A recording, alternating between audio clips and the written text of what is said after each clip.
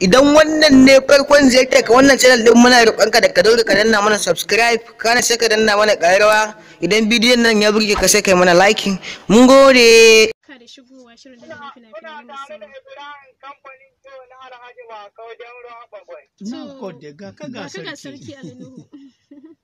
Yau na yi matuƙar farin ciki da niji sarki Ali Nuhu kuma zai ji muryata. Na yi farin ciki. To ina godiya. Ba zan iya bacci ba.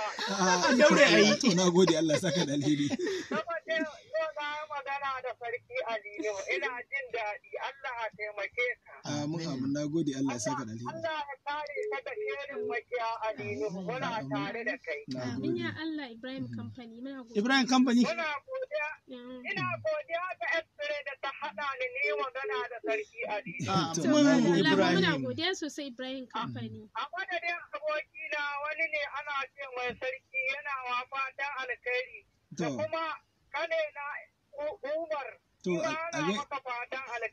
a gaida sarki da kuma Umar. Mun gode. So Ibrahim Company muna godiya sosai. Assalamu alaikum. Amin wa alaikum assalam. Da wa muke tare? To kai da kuna tare da mai kana mai Manchester gobe da ke nan karamar hukumar Kabo. To Dukkanin ku kun yi sallah. dole da shi zaka yi.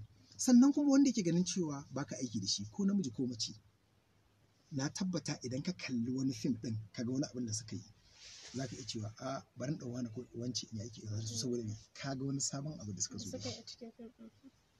To ina ga ya kamata mu je bangaren nishadi mu dan nishadi. Sarki ya sha ruwa ba? Shi ma kan bari wasu masu sauraro su ma ka su dan nishadantu. Ka kuma ta dai kuna sauraron shirin dandalin fina-finai kai tsaye daga nan gidan Radio Express gaskiya dokin karfe, inda aka yau shirin namu ya babban kamo muka samu bakuncin wato sarki Ali Nuhu, kuma kun ji dai yadda tattaunawa mu take tafiya kamar yadda ya kamata. Na san dai cewa dai kuna nishadantuwa da mu a daidai wannan lokaci.